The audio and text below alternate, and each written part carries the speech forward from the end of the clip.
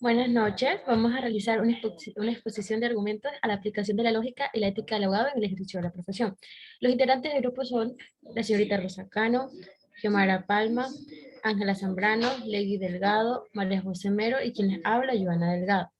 Bueno, para empezar, la lógica y la ética del abogado tienen mucho en común.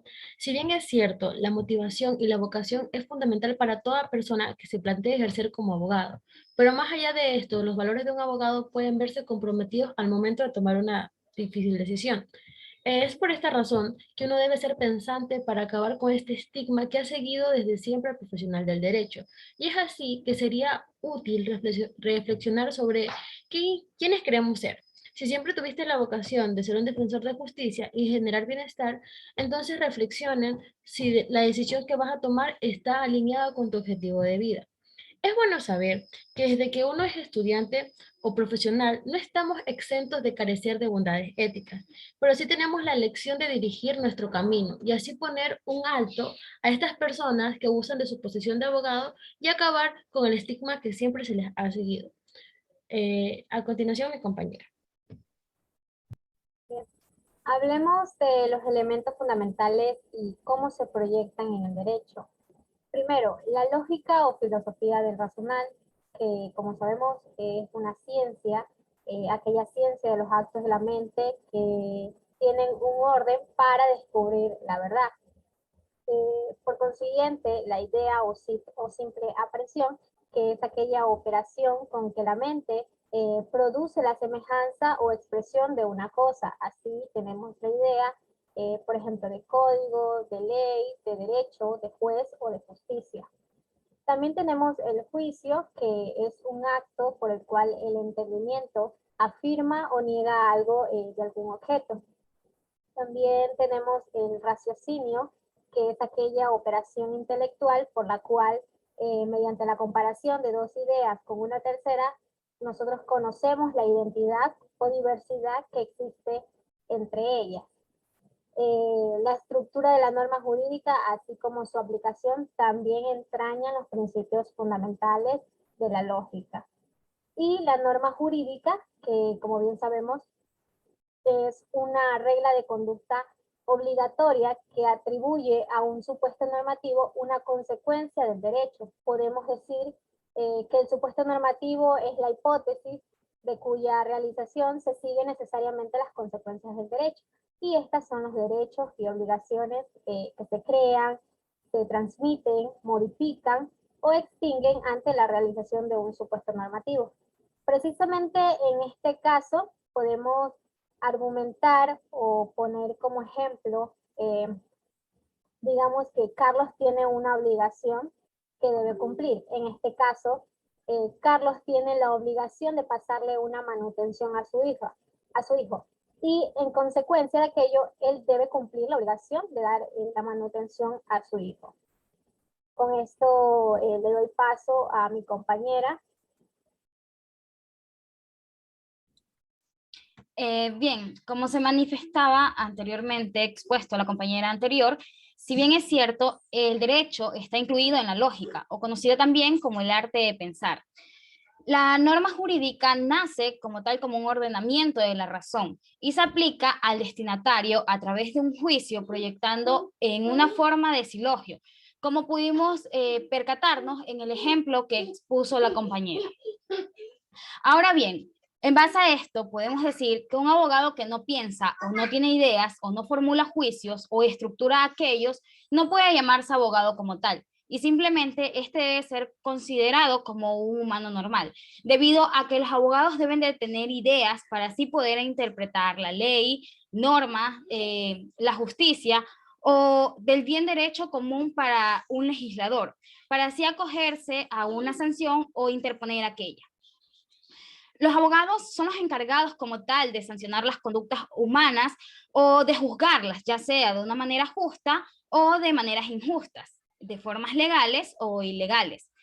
Estos de aquí formulan silogios cuando preparan, por ejemplo, un contrato, cuando realizan algún dictamen o cuando elaboran alguna demanda, hasta incluso cuando ellos interponen los agravios en una apelación. Además, cuando expresan los conceptos de violación en un amparo. También debemos considerar al momento de que el juzgador en un litigio emite un juicio absolutorio condenatorio constitutivo, este de aquí debe reconocer a un silogio en el cual la premisa mayor es la norma y la premisa menor es la conducta, que es el objeto del litigio, y la conclusión es la decisión jurisdiccional. En base a lo que se expuso, podemos decir que es evidente que la lógica y el derecho están íntimamente unidos, al grado que el derecho opta para su expresión la estructura de la lógica, sin que esto permita concluir que el derecho se reduce a una mera estructura lógica, como lo ha pretendido la escuela formalista del derecho. A continuación, mi compañera continúa con el tema. Ética y derecho. La ética es una ciencia filosófica que trata de la rectitud de los actos humanos, es decir, que estudia el bien y el mal del comportamiento humano. Todos los seres que se integran en el mundo se dan en la realidad algo que les conviene, algo que por el contrario les es adverso. Es por ello que de todo sacamos la primera idea que nos importa. Por ejemplo, bueno y bien se llama a lo que nos conviene y lo adverso se llamaría malo. A diferencia de los demás seres humanos, o el hombre es aquel que tiene la capacidad de razonar y por ello progresar. Solo al hombre se les dictan las leyes para que obedezca y se le sancione según las respete o las viole. Por ello es distinto a los demás seres. La conciencia nos dice que actuamos, hablamos, nos movemos con libertad. Somos capaces de conocer el bien o el mal y no estamos encadenados a un extremo. Podemos elegir nuestros fines y nuestros caminos. Generalmente tenemos acciones libres, mismas que al estar marcadas con el sello de libertad se les llama acciones morales. La moralidad es la cualidad que tienen las acciones humanas, las propias del hombre, las específicas, en cuanto que proceden de la libertad y voluntad y con miras a su fin último, es decir, saber que los actos libres son buenos o malos según los que nos convengan o no a la naturaleza de ser libre. Por ejemplo, todo el mundo admite leyes de tráfico, se condena el robo, se dan leyes y sanciones, pero nada de esto tendría sentido si no se admite al ser moral, la moralidad de las acciones. A continuación, mi compañera Ángel. Gracias, compañera. Una convicción que da sentido a la vida es la de la defensa de la verdad moral. Uno de los grandes problemas de lo que se ha dado en llamar la sociedad posmoderna es que se niega a la existencia de ella como una verdad objetiva. La objeción de la posmodernidad no es el contra del concepto de la moral en sí, sino que es la convicción de una moral objetiva. Según el filósofo jurista Rafael Preciado Hernández, las verdades morales tienen un fundamento real, están fincadas en el ser, en la naturaleza, en el orden ontológico, según el cual sea su tipo, su propio, a la vez ocupa un determinado puesto en los cosmos. Estas verdades no son productos convencionales que varían de las épocas o de un lugar a otro. Entonces, una afirmación es verdad cuando se corresponde con la realidad. Es decir, una afirmación es verdad si coincide con la manera en la que el mundo es realmente. Esta es la definición común de la verdad que todos conocemos. Esto es solo cuando se trata de la verdad moral que las personas cambian la definición. Ahora bien, la ley natural de una doctrina de tipo ético y jurídico que define la existencia de ciertos derechos propios y particulares de la condición humana, es decir, los ciertos derechos fundamentales en la naturaleza misma del ser humano, y que por lo tanto resultarían inalienables. Este tipo de derechos serían universales, además de anteriores y superiores a cualquier otro ordenamiento jurídico. Johann Meister nos menciona que toda persona posee una voz interior que guía sus decisiones y actuar hacia el bien, hacia lo que es correcto. Sin embargo, su condición humana lo hace un ser imperfecto. Desde una perspectiva fisiológica antropológica, presenta de manera muy sucinta la importancia de conocer qué es la conciencia moral, cómo actúa, cómo y por qué debemos formarla y conocer los límites del respeto de la conciencia de terceros.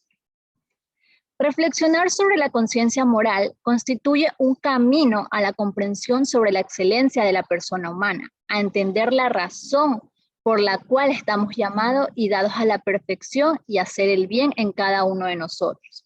El saber aprovecharlo de nuestra realidad y de nuestra libertad. A continuación, mi compañera. Gracias. En el contexto filosófico, la ética y la moral tienen diferentes significados. La ética se relaciona más con el estudio fundamental de los valores que guían el comportamiento en la sociedad, mientras que la moral son las costumbres, normas y tabúes establecidas en cada sociedad. Como bien es cierto, debemos de plantearnos la posibilidad de una moral atea. Con esto no nos referimos a una cuestión de hecho, pues podemos admitir sin dificultad que hay personas que aún profesando el ateísmo viven vidas perfectamente morales. Tampoco con esto estamos planteando la cuestión de si para encontrar una solución moral es necesario referirse explícitamente a Dios. Es claro que muchas cuestiones morales se resuelven sin referencia explícita de los últimos fundamentos de la moralidad. Lo que queremos plantear es una cuestión de coherencia filosófica. Las vidas humanas están plagadas con los ideales que profesamos y todos seríamos héroes y santos si de esta manera habláramos. Pues bien, si es así, de posibilidad en una lógica moral atea, creo que sería conveniente contestar al igual que Dios Kepsi, que si Dios no existe, todo está permitido. El contenido de la moral en las ramas del derecho también es fácil de detectar. Tras las instituciones del derecho civil se encuentra la protección de los valores morales, de la familia y de la responsabilidad contractual. Y aunque las instituciones mercantiles, tales como los títulos de crédito, son obra del artificio humano, lo que se protege jurídicamente en ellas es la responsabilidad contractual, que al fin de cuentas es la moral. Gracias.